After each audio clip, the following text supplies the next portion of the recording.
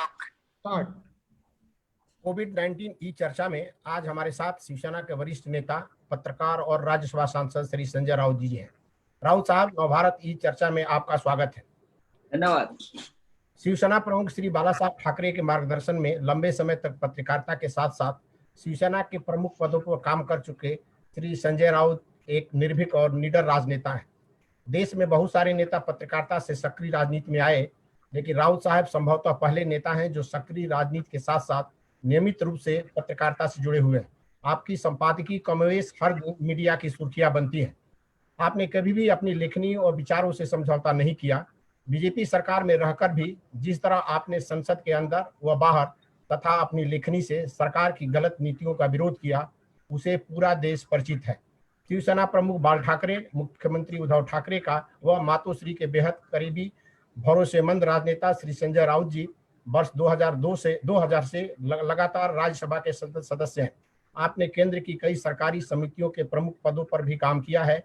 शिवसेना के कई सांगठनिक पदों की महत्वपूर्ण जिम्मेदारी आपके पास है। महाविकास आघाड़ी सरकार के शिल्पकार श्री संजय राउत साहब न केवल महाराष्ट्र बल्कि पूरे देश में राजनीति के एक नए चाणक्य के रूप में उभरे हैं। बीजेपी के मौजूदा नेतृत्व के पाले से सत्ता को खींच कर लाना कोई चमत्कार से कम नहीं था, लेकिन राउत साहब ने यह सब करिश्मा कर दिखाया जिसकी कोई कल्पना भी नहीं कर सकता है। कोरोना जैसी महामारी के बीच जब मुख्यमंत्री उद्धव ठाकरे और उनके नेतृत्व वाली सरकार पर चौतरफा हमला हो रहा है, राउत साहब मुख्यमंत्री व सरकार के साथ मजबूती से खड़े हैं। विपक्ष के हर हमले को मुंह तोड़ जवाब दे रहे हैं। राउत साहब, कोविड-19 से उत्पन्न विभिन्न चुनौतियों को लेकर नवभारत ने ई महाचर्चा सीरीज चलाई है। आपके पहले कई दिग्गज राजनेता, उद्योगपति, शिक्षाविद, डॉक्टर व विभिन्न क्षेत्रों के लोग इसमें हिस्सा ले चुके हैं। सरकार व जनता के सामने आने वाली चुनौतियां तथा उसके समाधान पर हम आपका विचार जानने का प्रयास करेंगे। राहुल साहब, आज की महाचर्चा में हमारे साथ भी एक संजय है, श्री संजय तिवारी जी, निवासी संपादक, नवभारत, नागपुर। मैं संजय जी से निवेदन करूंगा कि इस चर्चा को आगे बढ़ाएं। नमस्ते राउत सर। नमस्ते। जय महाराष्ट्र। जय महाराष्ट्र। ये संयोग ही है राउत साहब कि मुझे भी मेरा सौभाग्य है कि मेरा भी नाम संजय है और मैं दूसरा सौभाग्य ये मानता हूं कि संजयों पर जवाबदारी रही है महाभारत से तो आज नवभारत तक, और जिस नवभारत के निर्माण में आप लगे हैं उस नवभारत के निर्माण में भी संजयों पर जिम्मेदारी है कि हम किस तरह से देश को आगे बढ़ाते हैं। जी, मुझे एक बात आपसे, ये चर्चा की औपचारिक शुरुआत करने से पहले एक खुशखबरी मैं आपको देना चाहता हूं नवभारत से जुड़ी हुई। नवभारत, आप जानते हैं, नवभारत जो अखबार है, नवभारत समाचार पत्र, पिछले दिनों IRS ने एक फिगर जारी किया, एक आंकड़ा जारी किया, इंडियन न्यूज, इसने INS ने एक फिगर जारी किया, IRS ने, जिसमें नवभारत 33 लाख पाठक नवभारत को रोज पढ़ते हैं। मैं भी उसमें से एक हूँ। बहुत बहुत धन्यवाद। और वो तो आपका प्रेम सर ट्विटर पे और सोशल मीडिया पर दिखता है। रादर हमको ऐसा लगता है कि मैं तो नाम का संजय हूँ जो नवभारत निकाल रहा हूँ, मेरे असली संजय आप हैं। तो वो आज राउत साहब, हम आज जो चर्चा हम शुरू करना चाहते हैं, एक मूल इस चर्चा का ये था कि कोरोना महामारी के बाद राजनीतिक परिदृश्य कैसे बदलेगा, और उसमें तमाम जो प्रमुख राजनीतिक दल हैं, जिसमें बीजेपी है, शिवसेना है, कांग्रेस है, ये इसका स्वरूप कैसा होगा। एक पत्रकार, एक राजनेता और एक मुझे ऐसा लगता है कि एक जमीन से जुड़ा कार्यकर्ता होने के नाते संजय राउत जी उसका कैसा अवलोकन करते हैं? देखिए, सब कुछ बदल गया है, आपने भी देखा होगा जी। हमारा प्रिंट मीडिया भी बदला है। बिल्कुल। हाँ, जिस तरह से हम बात कर रहे हैं जी, डिजिटल में जी, तो पहले तो हम ऐसी बात नहीं करते थे, आमने सामने आकर बात करते थे। हाँ, कितनी भी बड़ी प्रेस कॉन्फ्रेंस हो, हम सामने आकर बात करते थे। लेकिन जिस तरह से हमने भी अपने परिवर्तन लाया है अपने आप में, अब राजनीति में भी परिवर्तन आ गया है। अब आप ये भूल जाइए, 2 साल तक बहुत बड़ा कार्यकर्ताओं का शिविर चल रहा है, और नेता मंच से भाषण दे रहा है। हाँ, ये बड़ी बड़ी रैलियां हो रही है मोदी जी की या उद्धव ठाकरे जी की, या हम जा रहे हैं, घूम रहे हैं। मुझे लगता है उसको ब्रेक लग गया है। अब जी उसको जी ब्रेक लग गया है। और आने वाले चुनाव जो है, मुझे तो लगता है ये चुनाव सबसे ज्यादा सोशल मीडिया, डिजिटल माध्यम से ही लड़े जाएंगे। राजनीति जी राजनीति हमारे देश की राजनीति जो है, इतना बड़ा देश है, तो हम तो सम्मोहित करने वाली राजनीति करते हैं। जैसे मोदी जी तो लाखों का जन समुदाय, पब्लिक होती है, और मोदी जी या और कोई बड़ा नेता या बाला साहब ठाकरे जी दे भाषण करते हैं, जनता सम्मोहित होती है। अब ये नहीं चलेगा, आप ये नहीं चलेगा। अभी जनता 3 महीने से उनका दिमाग भी लॉकडाउन हो गया है पूरा।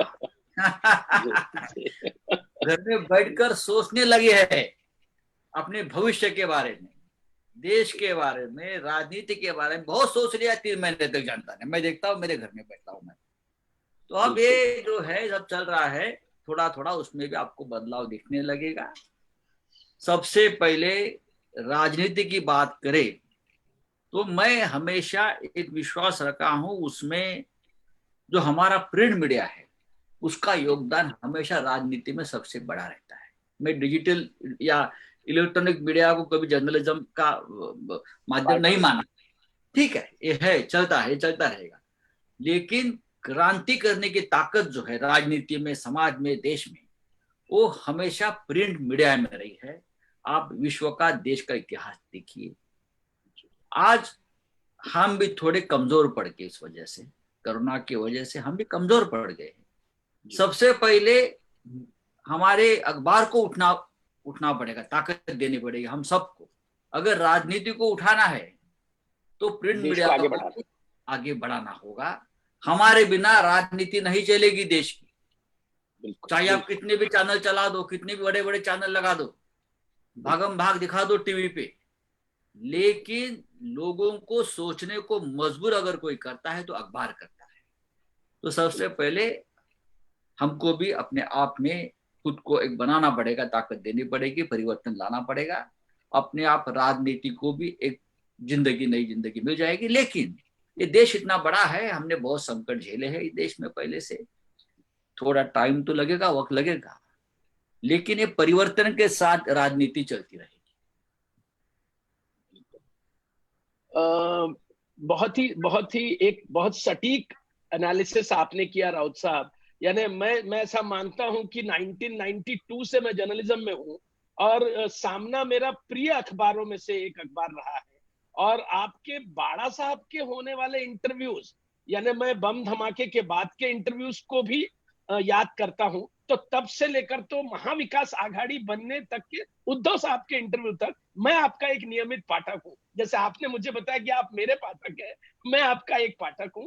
मैं आपकी उस कला को, आपके उस स्टडी को, आपके उस रिसर्च को नमस्कार करता हूं। मुझे बताइए कि जो एक लाइन आपने बोली कि सम्मोहन की राजनीति, सम्मोहन की, मुझे वो भाग्य भी मिला है कि एक बार मैं दसरा मेड़ावा भी कवर करने आया था, शिव तीर्थ पर आया था मैं, जब बाड़ा साहब थे तब मैं एक बार मुंबई भी आया था।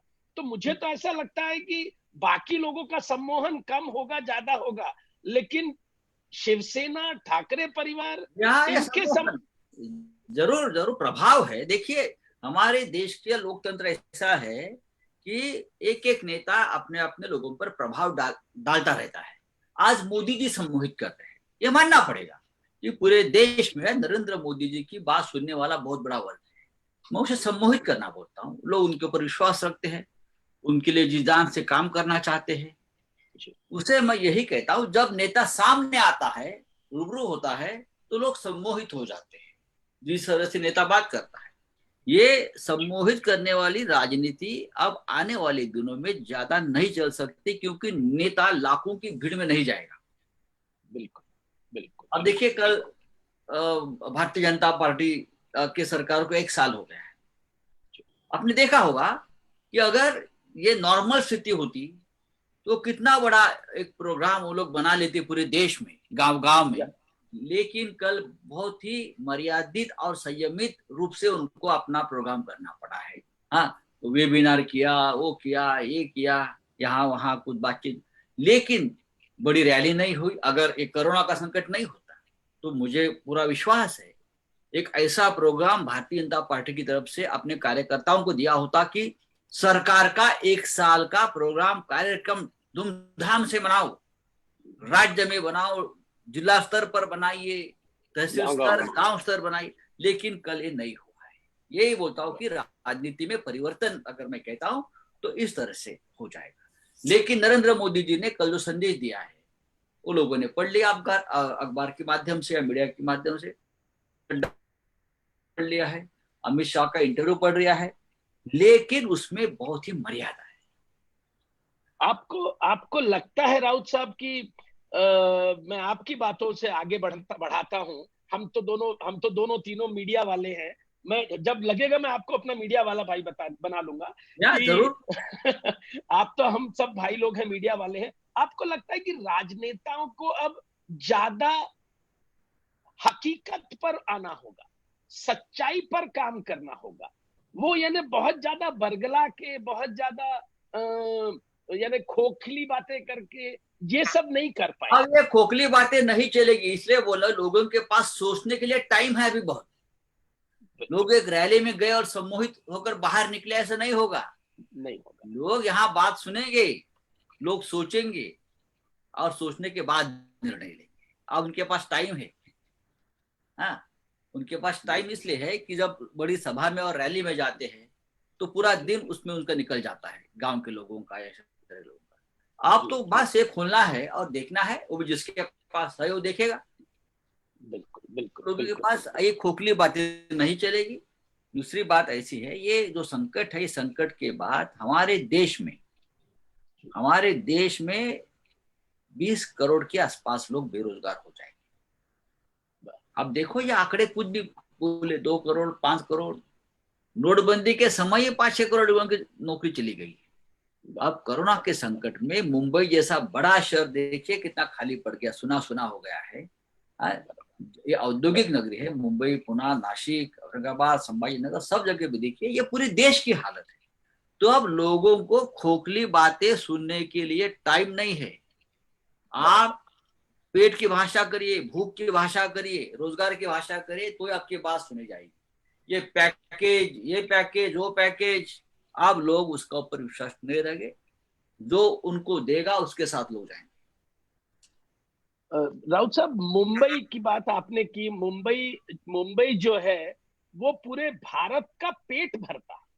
मैं तो बोलता हूँ सिर्फ पेट नहीं भरता, भारत का रनगाड़ा जो चलता है उसमें पेट्रोल मुंबई का डलता है। डेफिनेटली। तो मुझे तो लगता है कि मुंबई भारत में सबसे महत्वपूर्ण, यानी उसका हार्ट है या हम कहें उसकी धमनी है, भारत की सांस है, वो श्वसन तंत्र है वो।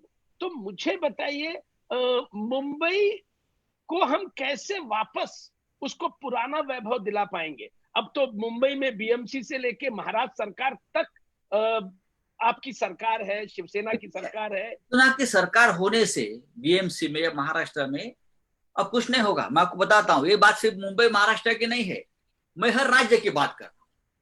मैं दिल्ली सरकार की बात कर रहा हूँ, मैं मध्य प्रदेश की बात। राज्य की पूरी पूंजी जो है वो पूरी चली गई है अब एक कोविड-19 से लड़ने में, पूरा इंफ्रास्ट्रक्चर खड़ा करने। ये बात आपको माननी पड़ेगी। बिल्कुल। इसलिए राहुल गांधी का अपने 4 दिन पहले भाषण था जिसके ऊपर विवाद हो गया। उसने, राहुल गांधी ने जो बात की वो हम बार बार बोलते हैं कि महाराष्ट्र एक इंपॉर्टेंट राज्य है, केंद्र को सबसे ज्यादा ताकत मुंबई को देनी पड़ेगी। मुंबई जैसे 10 शहर इस देश में है, मैं सिर्फ मुंबई की बात नहीं कर रहा हूं, मुंबई जैसे 10 शहर है इस देश में जहां से पूरे देश को दाना पानी जाता है। पूरे देश, कलकत्ता, मुंबई है, बेंगलोर है, पुणे में बहुत बड़ा रोजगार मिलता है और चेन्नई से आता है रोजगार। तो ये ऐसे बड़े शहरों को ताकत देने के लिए केंद्र को आगे आना पड़ेगा। अब राज्य की वो स्थिति नहीं है। राज्य अपने आप कुछ कर सके तो हम केंद्र की तरफ देखेंगे। लेकिन केंद्र अगर ये देखेगा कि महाराष्ट्र में किसकी सरकार है, पंजाब में किसकी सरकार है, पश्चिम बंगाल में किसकी सरकार है, वो देखकर अगर केंद्र सरकार मदद का हाथ आगे बढ़ाएगा तो समझ लो ये बड़े बड़े राज्य भी ध्वस्त हो जाएंगे और उसका परिणाम देश पर हो जाएगा और देश को उसकी बड़ी कीमत चुकानी पड़ेगी। बरोबर बरोबर। मुझे मुझे मुझे आप एक बात बताइए, अभी आपने नोटबंदी की बात की, तो आपको लगता है कि कोरोना तो खैर जो आया और उसने जिस तरह से हमारे आर्थिक ढांचे को और पूरे देश के कई राज्यों के आर्थिक ढांचे को पूरी तरह ध्वस्त कर दिया कोरोना ने, लेकिन जीडीपी के आंकड़े जो बता रहे हैं, आपने भी छापा, मैंने भी छापा और पूरे मीडिया ने छापा है उसको, वो तो पिछले साल ही 3.3 से नीचे चले गई थी। तो क्या आपको लगता है कि एक तो पहले अर्थव्यवस्था, नोटबंदी, देखिए अर्थव्यवस्था तो पहले से उद्ध्वस्त हो चुकी है पहले से कोरोना का संकट आया है उससे तो पूरी खत्म जमींदोज कर दी है। नोटबंदी या जीएसटी जैसे निर्णय जो है वो इतने व्यवहारिक निर्णय नहीं थे। इतने बड़े देश में एक समांतर अर्थव्यवस्था हमेशा चलती आई है, उससे लाखों करोड़ लोगों का पालन पोषण होता है। और क्या किया उससे, क्या भ्रष्टाचार कम हो गया, करप्शन कम हो गया, ब्लैक मनी आ गया? ऐसा कुछ नहीं हुआ है। विदेश में जो करोड़ों करोड़ों रुपए पड़े हैं और जो लाने की बात हो रही थी, 1 रुपया भी नहीं आया है। हिंदुस्तान में इतना इतना ब्लैक मनी पड़ा है, जो बड़े बड़े आंकड़े हैं, नोटबंदी के बाद बाहर आ जाएगा, 1 रुपया भी नहीं आया है। आया तो नहीं और गरीबों का गया, तो क्या फायदा है? अर्थव्यवस्था पहले से उद्ध्वस्त थी, कोरोना के बाद पूरी तरह से धाराशायी हो। एक मेरा सवाल करता हूं, उसके बाद पांडे जी भी बेचारे बैठे हैं, पांडे जी ने तो बोलेंगे आप मुंबई वालों को मौका नहीं दे रहे हैं। एक राउत साहब मुझे बताइए कि शिवसेना को महाराष्ट्र से निकालकर और मुझे लगता है बीजेपी के सामने एक बड़ी चुनौती के रूप में पेश करने का काम, मुझे ऐसा लगता है कि आप जब उद्धव जी को लेकर अयोध्या गए और आपने राम के दर्शन किए, तो ये राम जी के प्रसाद के रूप में सरकार मिल गई, महाविकास आघाड़ी की सरकार मिल गई। लॉकडाउन के बाद, लॉकडाउन के पहले भी बहुत प्रयास हो रहे हैं महाविकास आघाड़ी को लेकर। आज आपके आर्टिकल में भी आज आपने बहुत सारी चीजों को धोया भी है, बहुत अच्छे से उस चीजों को ढोया भी है और धोया भी है। तो इसके बाद क्या होगा, शिवसेना का क्या स्वरूप होगा, राम को लेकर क्या एजेंडा होगा, हिंदुत्व को लेकर क्या एजेंडा होगा, और आपके पुराने दोस्तों से आपका प्रेम कैसे बढ़ेगा? देखिए शिवसेना का एजेंडा कभी बदला नहीं। राम के साथ हमारा रिश्ता है और रहेगा। आपने देखा होगा सरकार, नई सरकार आने के बाद भी हम अयोध्या में जाकर काम करते रहे। आज भी मेरा संपर्क अयोध्या में चल रहा है, वो चलता रहेगा। वो मेरा एजेंडा है, हमारा आत्मा है पार्टी का। हिंदुत्व को छोड़कर हम किसी तरह से राजनीति नहीं कर सकते। वो हमारा आत्मा भी है, हमारा धर्म भी है। महाराष्ट्र में सरकार बनी है, उनकी जिम्मेदारी भारतीय जनता पार्टी के पास है। अगर वो हमारे पेट में सुरा नहीं पहुंचते तो ये सरकार नहीं बनती। वो अपने बात से पीछे नहीं हटते तो ये सरकार नहीं बनती। तो महाराष्ट्र में जो राजनीति बदल गई है पूरी तरह से, मैं उसका श्रेय हमारे पुराने मित्र को देता हूँ, भारतीय जनता पार्टी को देता हूँ कि हम सत्ता में आ गए, हमारा मुख्यमंत्री बना है और सरकार 5 साल अगर चलेगी, उनकी भी जवाबदारी बीजेपी के पास में देता हूँ। जिस तरह से बीजेपी महाराष्ट्र में काम कर रही है या एक मुहिम चला रही है, तो हम 3 पार्टी एकदम मजबूती से काम करेंगे। किसी भी हालत में सरकार को कोई धोखा नहीं है, कोई नहीं टच कर सकता। मुझे ऐसा लगता है कि मान लीजिए अगर कभी कोई कन्फ्लिक्ट, कोई अंतर्विरोध, जो आज आपने रोक टोक में लिखा है, मैं आपके रोक टोक का भी बहुत बड़ा रीडर हूं और हमेशा पढ़ता हूं, आज का भी पढ़ा है। तो जो रोक टोक में आज आपने लिखा है कि कधी अंतर्विरोध झाला तरीही ही सरकार चालणारच आहे, हे 5 सालात चालणार आहे, सरकार चलेगी, सरकार आणि तुमचे मित्र काही म्हणाले तरी ते चालणारच आहे। हाँ, सरकार को 5 साल तक सरकार चलाएंगे। ये सबकी मजबूरी है सरकार चलाना। हम सरकार चलाएंगे। देखिए, सबसे ज्यादा अंतर विरोध मैंने आज कहा है, सबसे ज्यादा अंतर विरोध तो पहले वाली सरकार में थी। ऐसा एक दिन भी नहीं गया कांग्रेस अब बीजेपी और शिवसेना में जहां अंतर विरोध का प्रदर्शन नहीं हुआ। हमारे लोग तो त्याग पत्र लेकर घूम रहे थे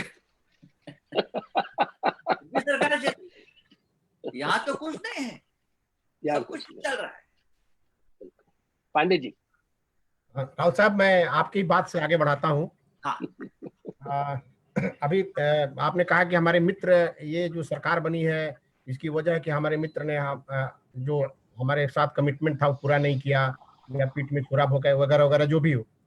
अभी पिछले भी दिनों देखे कि राजभवन और सरकार में एक टकराहट की काफी भूमिका आई, और मुख्यमंत्री के दूत बन करके और राजभवन और आपने वो चीजों को नॉर्मल किया। ये क्या वजह थी कि राजभवन बार बार राजभवन और सरकार में टकराहट की स्थिति पैदा हो रही है? आपको लगता है कि राजभवन एक पावर सेंटर के रूप में काम कर रहा है? राजभवन पावर सेंटर बनाने की कोशिश हमेशा होती है जब केंद्र में और राज्य में अलग विचारों की सरकार होती है। फिर चाहे कांग्रेस हो, चाहे जनता पार्टी हो, चाहे बीजेपी हो, ये टकराव हमेशा रहा है। केंद्र को ऐसा लगता है कि हर राज्य में हमारे विचारधारा वाले मुख्यमंत्री रहे, हमारी सरकार रहे। अगर नहीं है तो सरकार बर्खास्त कर देते। इंदिरा गांधी ने भी किया था, जनता पार्टी के समय भी ये हो गया था। अब अगर मोदी जी के सरकार में सरकार बर्खास्ती की नौबत नहीं आई है, लेकिन राजभवन एक ऐसा पावर सेंटर हमेशा बनाया जाता है जिससे मुख्यमंत्री को हमेशा अस्थिर, चंचल किया जाता है। देखो, ममता बनर्जी की भी यही बात ममता जी करती है। जब यहाँ कर्नाटक में बीजेपी की सरकार नहीं थी, कुमारस्वामी की थी, तो वहां के राज्यपाल की आप बर्ताव देखें तो यही है, इस तरह से है। राजभवन एक पावर सेंटर बन गया था। महाराष्ट्र में कोशिश हो गई है, लेकिन मैं मानता हूं मुख्यमंत्री और राज्यपाल के संबंध बहुत ही अच्छे हैं। बार बार हमारे जो अपोजिशन पार्टी है, principal opposition party Bharatiya Janata party, उनको लगता है कि राज्यपाल महोदय जो है हमारे भगत सिंह कोश्यारी, वो राज्यपाल नहीं है, भाजपा के नेता बनकर वहां बैठे। वो एक जमाने में बीजेपी के बड़े नेता रहे, लेकिन आज राज्यपाल समझना चाहिए, राज्यपाल का सम्मान रहना चाहिए, प्रतिष्ठा रहनी चाहिए। अगर आपको कुछ बात सरकार के बारे में कहनी है, कुछ सुझाव देना है, तो आप सीधे मुख्यमंत्री से कम्युनिकेट करिए। आपको किसने रोका है? आप तो लीडर ऑफ अपोजिशन हो, एक ताकत है leader of opposition, cabinet rank आपको मिला है, और आपका विरोधी दल भी बहुत मजबूत है। आपके पास 105 विधायक है, इतना बड़ा विधायक दल का नेता आप हो, तो आपको महाराष्ट्र के मुख्यमंत्री से सीधी बात करनी चाहिए, सभी संकट, सभी समस्या, सभी बातों पर। और ये मुख्यमंत्री को सब पहचानते हैं, बहुत ही सरल स्वभाव के नेता है।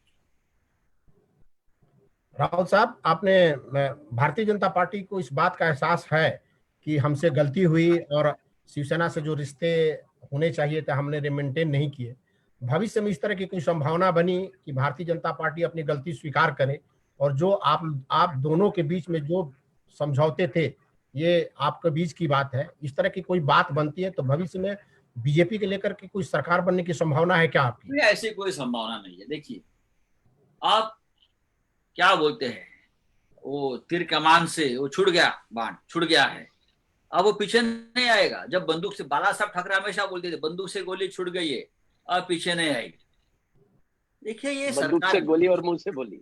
बाळासाहेब नेहमी म्हणायचे, बंदूक से गोली और मुंह से बोली। छुड़ गया है, अभी छुड़ गई। कमिटमेंट होती है। ऐसा नहीं हम सत्ता की, अब एक सरकार बनी है, 3 पार्टी ने एक दूसरे के साथ कमिटमेंट की है, आणि आम्ही शब्दाला पक्के आहोत, जुबान के पक्के हम लोग। हम सत्ता के लिए और कुछ और करना है राजनीति, इसलिए हम एक दूसरे के पीठ में छुरा नहीं तो सरकार नहीं बनती। मैंने कहा कि ये सरकार 5 साल चलेगी, उसका मतलब 5 साल चलेगी। राव साहब, मैं मुंबई पर कोरोना को लेकर के चर्चा करूं इसके पहले एक पॉलिटिकल सवाल है। आपके साथ मैं भी अयोध्या गया था और आप लोगों ने नारा दिया था कि पहले मंदिर फिर सरकार, और सरकार बनी, अब मंदिर भी बन रहा है। पिछले दिन एक आपका बयान आया था कि मंदिर की बात छोड़ो, पहले कोरोना से निपटो। ये आपका हृदय परिवर्तन है या नहीं नहीं, ये हृदय परिवर्तन नहीं है। देखिए, आप मंदिर के बारे में जो राजनीति या प्रचार प्रसार है, वो सभी राजनीतिक दलों ने उनसे दूर रहना चाहिए। देखिए, आप मंदिर का संघर्ष खत्म हुआ है, मंदिर बनेगा। आप मंदिर को कोई नहीं रोक सकता, मंदिर का निर्माण। सुप्रीम कोर्ट ने मंदिर निर्माण का आदेश दिया है, सभी ने मान लिया है। मंदिर निर्माण के लिए एक कमेटी का गठन किया है प्रधानमंत्री जी ने, वो भी अपना काम कर रहे।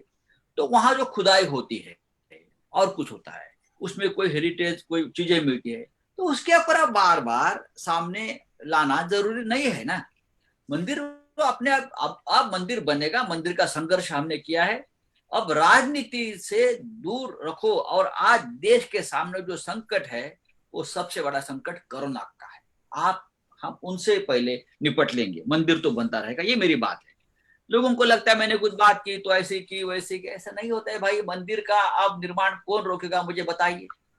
लेकिन जो लोग कोरोना संकट से संघर्ष नहीं कर पा रहे हैं, लोगों को सुविधा नहीं दे पा रहे हैं अपने अपने राज्यों में, वो बार बार इस समय मंदिर मंदिर मंदिर मंदिर कर रहे हैं। मुझे लगता है अब मंदिर मस्जिद, भारत पाकिस्तान, कश्मीर, ये 2 साल तक भूल जाना चाहिए और देश निर्माण का नया कार्य शुरू करना पड़ेगा। इस प्रकार का संकट हमारे सामने है। राहुल साहब, आपने सरकार तो महाराष्ट्र में बन गई, लेकिन ये अघाड़ी आगे कैसे चलेगी? अभी कॉरपोरेशन के इलेक्शन आने वाले हैं, फिर लोकसभा का इलेक्शन आएगा, फिर ये 2024 में विधानसभा का इलेक्शन आएगा। क्या अघाड़ी ये सरकार तक ही है कि आगे भी चलने वाली है ये अघाड़ी? देखिए, सभी नेता जो हमारे हैं अघाड़ी सरकार के, महाराष्ट्र विकास अघाड़ी के, चाहे पवार साहब हो, चाहे वहाँ राहुल गांधी जी हो, बाला साहेब थोरात साहब हो, सबका एक ही कहना है, ये महाविकास अघाड़ी जो है, हम एक साथ काम सरकार में करेंगे, राजनीति में करेंगे और चुनाव भी एक साथ लड़ेंगे। ये हमारा अब तक का एक मजबूत विचार है और मुझे लगता है कि कोई कठिनाई मुझे नहीं देख रही उस बारे में। पवार साहब भी सरकार के मार्गदर्शक है, जिसने इनको एक अनुभव है गठबंधन सरकार चलाने का, राजनीति करने का, और उनका अनुभव का फायदा भी हमें मिल रहा है। उद्धव ठाकरे एक संयमित नेता है, कांग्रेस पार्टी की अपनी विचारधारा हो सकती है, लेकिन महाराष्ट्र के मामले में, सरकार चलाने के मामले में, गठबंधन के मामले में हम सब एक है और एक रहेंगे। नहीं, आपका दावा है कि पूरी अघाड़ी में एक है और हम लोग सहमत है। अब पिछले दिन हमने राहुल गांधी के होती है, एक दूसरे से कम्युनिकेशन होता है। राहुल गांधी जी का बयान आपने सुना होगा कि हम सरकार में हैं, लेकिन सरकार के फैसले में हम कहीं निर्णायक भूमिका में नहीं है। बाद में कम्युनिकेशन हुआ और पैचअप हुआ। ऐसी स्थिति में आप पैचअप नहीं, मैं पैचअप की बात नहीं करूंगा। राहुल गांधी जी ने अगर ये बात कही है कि हम बड़े निर्णय में हमको अधिकार नहीं है, या ऐसी अधिकार की बात तो राहुल गांधी जी ने की नहीं है। आप लोग उसका मैंने पूरा वीडियो देखा है। अगर ये बात राहुल जी ने कही है तो उसमें गलत भी नहीं। मुख्यमंत्री उद्धव ठाकरे साहब है और निर्णय लेने का अधिकार होता है एक व्यक्ति के पास होना चाहिए सरकार में। अगर 4 लोग निर्णय लेने लगे तो पूरा खिचड़ी बन जाता है उसका। तो हमने ये तय किया है, जब सरकार बन रही थी तभी तय हुआ था कि कैबिनेट है, मंत्रिमंडल है, सब कुछ है, लेकिन निर्णय इस सरकार में एक व्यक्ति लेगी और मुख्यमंत्री होगा।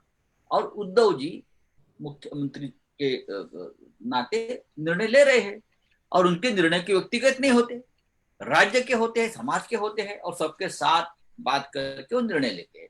तो राहुल जी की बात ठीक है। राउत साहब एक प्रश्न मैं पूछना चाहता हूं। मुंबई में कोरोना की पोजीशन को आप कैसा मानते हैं कि आप क्या समझते हैं कि मुंबई को हम कोरोना के उस भय से, उस डर से कितने दिनों में बाहर निकाल पाएंगे? यानी मैं आपसे कोई वो नहीं चाह रहा हूं, लेकिन एक्चुअल में एक वास्तविक स्थिति जो पूरा देश जानना चाहता है आपसे। आपकी बात सही है। मुंबई इसलिए तो हम बार बार कहते हैं कि मुंबई की तरफ केंद्र ने भी ज्यादा ध्यान देना चाहिए। अगर मुंबई इस संकट में कोलैप्स हो गई तो उसका परिणाम देश को भुगतना पड़ेगा। और मुंबई में संकट क्यों है आपको मालूम है? मुंबई की लोक संख्या, मुंबई की रचना, पूरे देश से विदेश से लोग आते जाते यहाँ रहते हैं, बाहर से लोग आते हैं, तो उसका भी परिणाम है। धारावी जैसा हॉटस्पॉट है और भी हॉटस्पॉट है। कोशिश तो है पूरी सरकार लगी है यहाँ मुंबई में, पूरा इंफ्रास्ट्रक्चर मुंबई में लगा। आपने देखा होगा, आप मुंबई में अगर जाकर घूमते हो, ये हम सरकार, मुख्यमंत्री, बीएमसी प्रशासन, और धीरे धीरे ये जो रेट है कम होते आ रहा है, लेकिन जुलाई तक हमको रुकना पड़ेगा। जुलाई तक, जुलाई के बाद आप ये सवाल पूछ सकते हैं कि मुंबई को कंट्रोल करना आसान नहीं है, सबको मालूम। लेकिन फिर भी आप देखिए, और न्यूयॉर्क की तुलना में मुंबई देखिए, लंदन की तुलना में मुंबई देखिए, इटली की तुलना में मुंबई देखिए, जर्मनी की तुलना में मुंबई देखिए। ये आपको ये देखना पड़ेगा कि मुंबई आज भी जिस तरह से हम सब लोग प्रशासन काम कर रहे हैं, सभी लोग काम कर रहे हैं, तो मुंबई में आज भी नियंत्रण में है। वहां के आंकड़े लाखों लाखों में है, हम आज भी 20,000 25,000 में है। उसमें से आप ये देखो कि लगभग 25,000 लोग कोरोना मुक्त होकर घर चले गए हैं। ये भी आपको देखना पड़ेगा। तो चल रहा है। एक वो प्रशासन को लेकर एक बात ऐसी आ रही है, प्रशासन को लेकर कि कुछ प्रशासनिक अधिकारी जानबूझकर इस पूरे बीमारी को बहुत हवा बनाने पर तुले हुए हैं। और मान लीजिए अगर मुख्यमंत्री जी कोई एक ठोस फैसला करते हैं, मैं आपको नागपुर का एक उदाहरण देता हूं। पिछली बार जब पिछले दिनों जब सरकार ने ये तय किया कि महाराष्ट्र को 2 जोन में रखा जाएगा, आइदर रेड जोन और नॉन रेड जोन, और नॉन रेड जोन के पैरामीटर्स में नागपुर फिट बैठता था। आदरणीय चीफ सेक्रेटरी जी ने और आदरणीय मुख्यमंत्री जी ने ये सब डिसाइड किया जो भी कि ये रेड जोन रहेगा या नॉन रेड जोन रहेगा। लेकिन हमारे यहाँ के भी कुछ आईएएस ऑफिसर्स और कुछ मुंबई के आईएएस ऑफिसर्स, आपको ऐसा लगता है कि सरकार पर हावी होने का प्रयास अफसरशाही में कुछ लोग करते हैं, जो पहले भी करते रहे और अब भी करते हैं? अफसरशाही जो होती है, जहाँ हम लोग मराठी में नौकरशाही बोलते हैं, नौकरशाही, रेड टेप वो होता है। लेकिन नागपुर की बात करें तो वहां के जो कमिश्नर है तुकाराम मुंडे जी और मुख्यमंत्री का दर दिन का एक संवाद चल रहा है। नागपुर मुंबई की उपराजधानी है, नागपुर महाराष्ट्र के लिए एक महत्वपूर्ण शहर है, लेकिन नागपुर का जो कोरोना संक्रमण है वो पूरे शहर में नहीं है। 2-3 हॉटस्पॉट है, जैसे शतरंजपुरा हो या और 2-4 जगह है, बस 2 ही जगह है जी, 2 ही जगह है। तो अगर तुकाराम मुंडे पूरी परिस्थिति को हैंडल कर रहे तो एक उनकी बात सरकार ने मान ली। लेकिन वहां के जो पालक मंत्री है उनकी बात अलग राय है, मुझे मालूम है। वहां के जो विधायक है एक उनकी बात अलग है, वो भी मैं सुन रहा हूं। लेकिन मुझे लगता है वो स्थिति अब खत्म हो जाएगी, क्योंकि पूरे देश में यही स्थिति है। और नागपुर, मुंबई, पुणे जैसे शहरों को अपने अपने जो अधिकारी हमने जो बिठाए हैं सरकार ने, उनकी भी बात माननी पड़ती है, क्योंकि अमल का काम जो है सरकारी आदेश का वो वही करते हैं। और सीधे मुख्यमंत्री के साथ उनका संपर्क है, सीधे मुख्यमंत्री के साथ। मुझे लगता है ये जो आप जो सुर है आपका, वो भी खत्म हो जाएगा 2-4 दिन में, मुझे लगता है नागपुर के बारे में। राव साहब, मुंबई पर हम चर्चा कर लेते हैं, क्योंकि हम लोग मुंबई रहते हैं और मुंबई देश की आर्थिक राजधानी है। मुंबई के लेकर के आप देख रहे हैं, मैं भी देख रहा हूं। ऐसा लोगों को लग रहा है या दिख भी रहा है कि जो कोरोना की स्थिति है उसे निपटने के लिए हमारे पास मेडिकल फैसिलिटीज नहीं है। पिछले 3 दशक से बीएमसी में आपकी सरकार है और इस समय आप राज्य सरकार में भी। आपको लगता नहीं है कि हमें कहीं ना कहीं चूक हुई कि हम यहाँ मेडिकल फैसिलिटी नहीं कर पाए, जिसका भुगतान हम आज कर रहे हैं?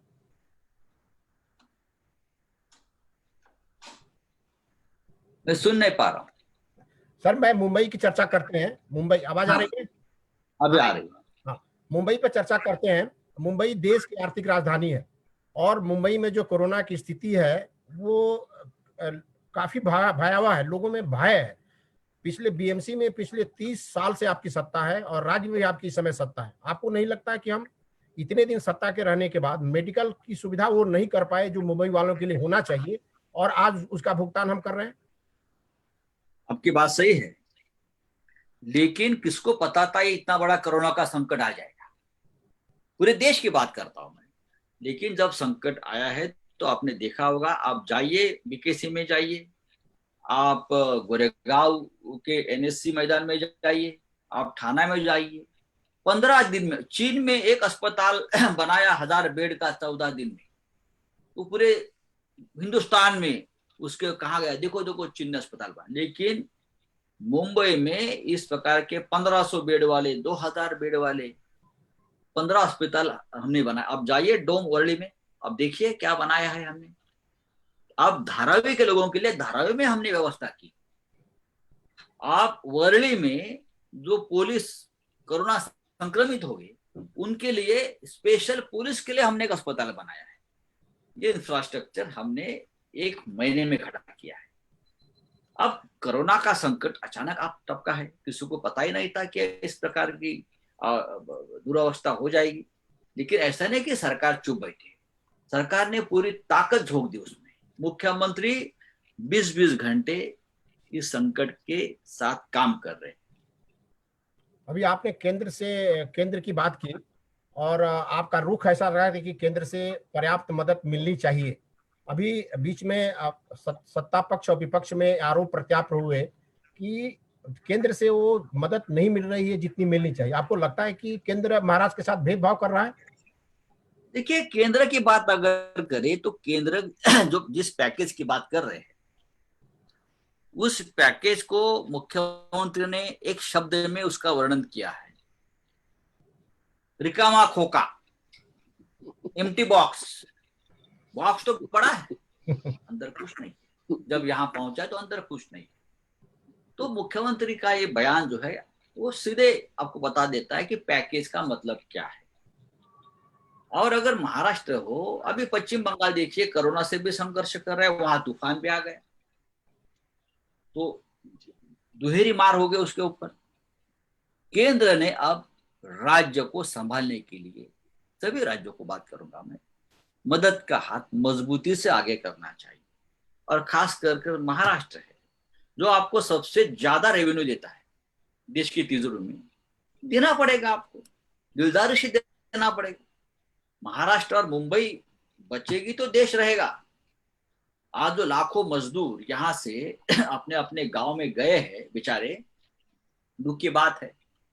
मुझे विश्वास है ये लोग ज्यादा दिन तक अपने अपने गांव में नहीं रहेंगे, वापस मुंबई में आएंगे काम की तलाश में। तो ऐसे लोगों को अगर काम देना है, इकोनॉमी वापस खड़ी करनी है, तो केंद्र को मुंबई जैसे शहरों को जो यहाँ के उद्योग है, चाहे कंस्ट्रक्शन उद्योग है, चाहे रेस्टोरेंट होटल्स है, चाहे मीडिया है, हाँ एक बड़ा उद्योग है ये। हमको ताकत नहीं मिली तो हम लोग खत्म हो जाएंगे। पण केंद्राच्या अभी आपने बोलिए भैया बोलिए। केंद्र की भूमिका को लेकर आप बात कर रहे हैं, आप उनसे मदद मांगते हैं और वो आपको सेना भेजते हैं।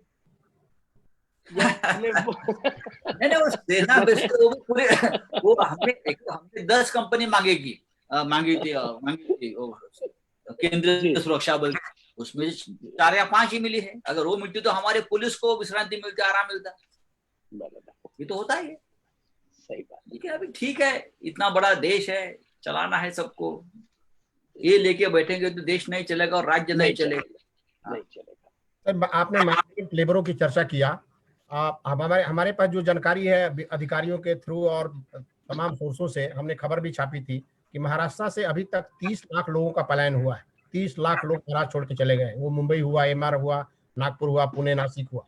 और एक खबरें आ रही है कि राज्य सरकार ऐसा कर रही है कि जो जगहें खाली हो रही है कंपनियों में या जो स्पेस हो रहा है, स्थानीय लोगों को वरीयता दिया जाए। आप तो महाराष्ट्र विकास अघाड़ी सरकार के शिल्पकार हैं, आपको लगता है कि इस तरह का कोई यदि प्रयास होता है वो सही होगा?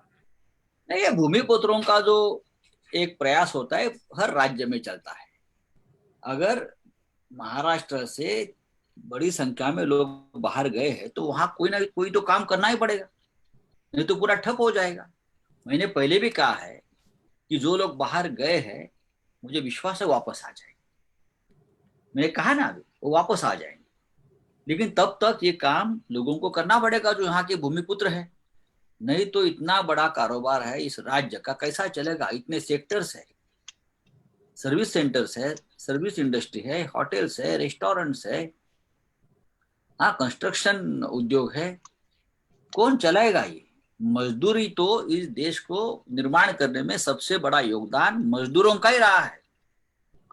खून पसीना बहाने वाले ये सभी लोग हैं।